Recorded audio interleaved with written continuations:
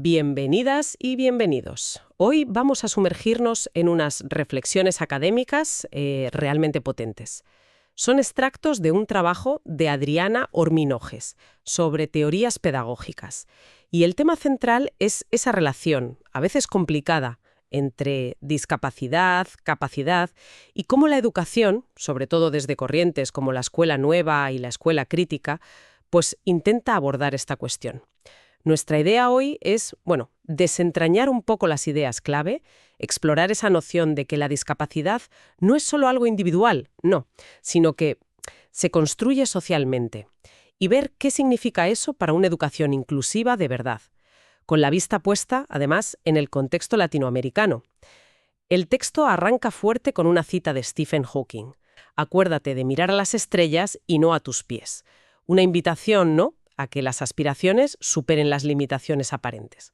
Bueno, pues vamos a meternos en materia. El punto de partida que propone Horminoges es clave, yo creo. La discapacidad no está solo en la persona. Se materializa, dice ella, cuando el entorno, ya sea social, físico, institucional, pues no ofrece las condiciones para que todos participen plenamente. Pone el ejemplo de la parálisis cerebral, que es muy claro. Las barreras no son solo arquitectónicas, digamos. Son también las políticas educativas rígidas, las actitudes de la gente, la falta de recursos. Menciona datos de la OPS que indican que muchos niños y jóvenes con esta condición en Latinoamérica pues o no van a la escuela o lo hacen en condiciones muy excluyentes. Pero, y esto es importante, el texto también dice que con apoyos, con tecnología, con equipos interdisciplinares, con metodologías activas, el desarrollo es posible, totalmente posible. Entre integración e inclusión. Durante mucho tiempo, pues se hablaba de integrar, ¿no? Que básicamente era como decir, vale, tú, estudiante diferente, adáctate a esta escuela que ya existe. La inclusión, en cambio, le da la vuelta a la tortilla. Es la escuela, es el sistema educativo el que tiene que transformarse para poder acoger y responder a las necesidades de todos, sin excepción. Claro, eso suena a un cambio mucho más profundo. Y lo es. Exige, como se indica en el trabajo, pues, cambios importantes en las estructuras de los centros, en las pedagogías que se usan, en los currículos y, yo diría que lo más difícil, en las mentalidades. Identifica barreras muy concretas, ¿sabes? Las institucionales, normativas que no son flexibles. Las pedagógicas, eso de enseñar a todos igual, como si fueran clones. Las actitudinales, prejuicios, a veces falta de formación. Y las físicas, claro, los edificios. Pero la insistencia del texto es: la diversidad no es un problema, es una oportunidad. Una riqueza. Y aquí es donde la cosa se pone, para mí, realmente interesante. Porque el texto no se queda solo en la teoría actual, sino que busca raíces en la historia de la pedagogía. Menciona figuras como Enriqueta Comte y Riquet, allá en Uruguay, pionera de la escuela nueva, que defendía pues una educación basada en la libertad del niño, en su expresión, en respetar sus ritmos, o sea, poner al niño en el centro, ¿no?, con su experiencia. Y también a otros como Gesualdo Sosa, Julio Castro, que impulsaron una escuela conectada con la realidad, con la comunidad, que aprender tuviera sentido práctico. Lo que argumenta Horminoges es que estas ideas, aunque tengan un siglo, ya llevaban dentro la semilla de la inclusión actual, la participación activa, construir el saber entre todos, valorar las diferencias. Sí. Lo fascinante es ver cómo esas corrientes, la escuela nueva y luego la escuela crítica, sirven de contrapunto a ese modelo tradicional. Ese modelo que, históricamente, se pensó para un sujeto muy concreto, ¿no? Un estudiante ideal, homogéneo, dejando fuera muchísima gente. Estas filosofías, entonces, pues, dan la base, digamos, teórica y ética para resistir esa homogeneización. Entiendo. Y además, claro, la conexión con Paulo Freire es evidente. Su pedagogía de la liberación, basada en el diálogo, en la conciencia crítica, es justo lo contrario a esa educación bancaria que él denunciaba. Esa idea de que el profe solo deposita saber en cabezas vacías. Para Freire y para estas corrientes, la educación debe ser una práctica de libertad. Vale, veremos esa base histórica, filosófica. Pero, ¿cómo se aplica esto a la complejidad del mundo real? Hoy, aquí el texto introduce un concepto que ahora es fundamental: la interseccionalidad, un término de Kimberlé Crenshaw, ¿verdad?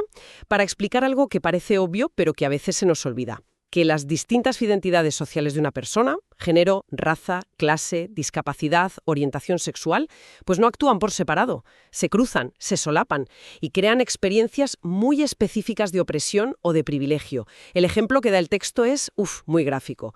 Una niña con parálisis cerebral en una zona rural pobre del Caribe. Sus dificultades no vienen solo de su discapacidad física. Se suman las barreras por ser niña, por vivir lejos de recursos, por su situación económica. Son capas y capas de dificultad. Y eso exige respuestas que no pueden venir solo de educación. Necesitan coordinación con salud, con servicios sociales, políticas articuladas, vamos. Y justamente ese enfoque interseccional es vital, como dice el texto, para analizar la realidad latinoamericana. Se menciona, por ejemplo, la reunión de ministros de Educación de UNESCO en Buenos Aires en 2022. La declaración que salió de allí lo deja claro. La recuperación post-pandemia no puede ser volver a lo mismo. Tiene que ser una transformación hacia los derechos humanos, hacia la justicia social. ¿Y qué puntos clave se destacan? Pues mira, se habla de poner a los estudiantes en el centro, de verdad, de usar la educación para reducir desigualdades estructurales y de coordinarse con otros sectores, sí o sí, salud, bienestar. También se cita a la CLADE, la Campaña Latinoamericana por el Derecho a la Educación. Ellos insisten en cómo la pandemia agravó las desigualdades, sobre todo en la educación de jóvenes y adultos, la EPJA, y reclaman políticas sostenibles, bien financiadas y, muy importante, hechas con la gente, con las comunidades. Claro. Pues es bastante claro. La inclusión real necesita más que buenas palabras. Necesita cambios estructurales serios, estrategias integrales, que aborden todas esas barreras cruzadas. Y el texto va incluso un poco más allá, ¿no? Porque trae a colación a Donna Haraway y su manifiesto Cyborg. Una idea, bastante provocadora. Haraway nos invita a cuestionar esas fronteras que damos por hechas. Humano-tecnología, normal-diferente, naturaleza-cultura. Habla de identidades híbridas, mestizas. Y ligado a eso está el concepto de conocimientos situados, es decir, que todo saber se produce desde un lugar, desde un cuerpo, desde una experiencia concreta. No hay saber neutro. Y si aplicamos eso a la educación, las implicaciones son enormes. Significa dejar de ver la discapacidad como una desviación, como algo que hay que gestionar, y empezar a verla como una forma legítima, valiosa, de estar en el mundo y de conocer. Es un cambio de chip total. Totalmente. Y también se reflexiona sobre la tecnología cotidiana, ¿no?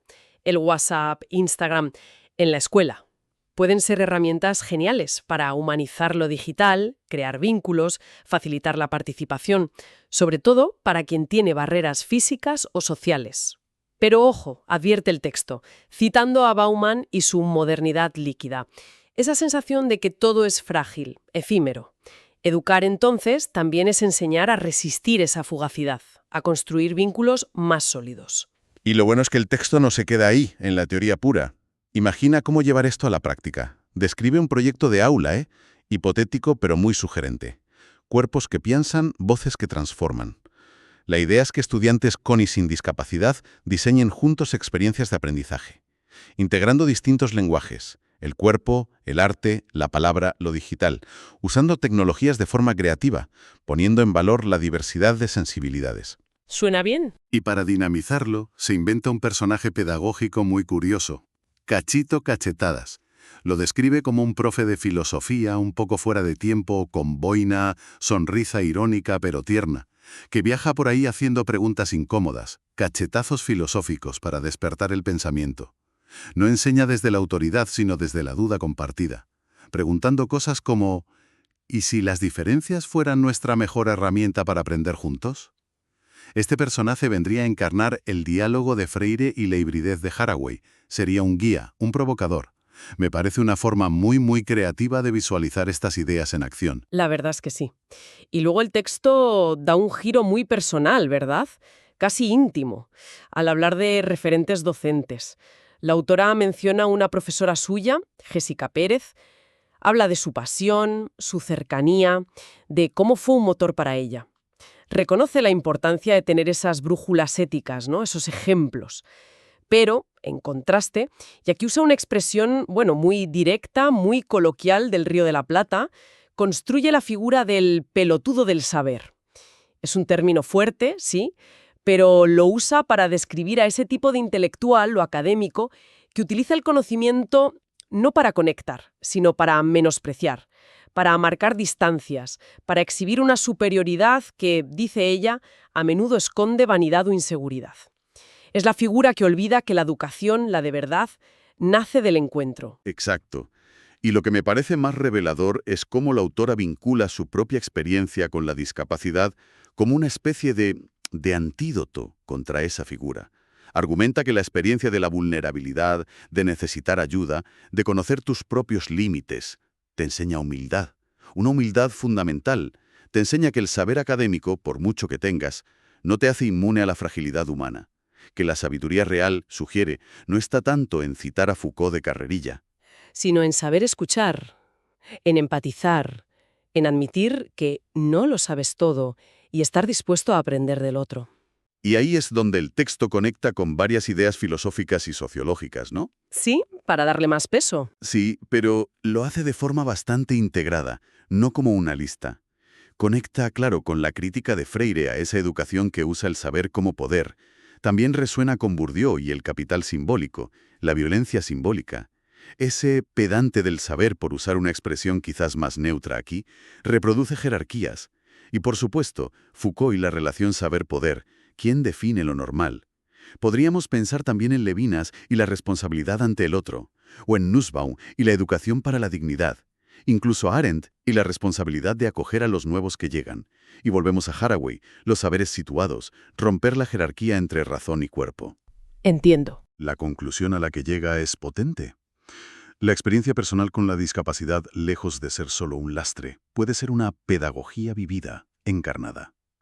Y el objetivo final de la educación, entonces, no sería formar sabelotodos arrogantes, sino personas que piensen críticamente, sí, pero que sean sobre todo humanas.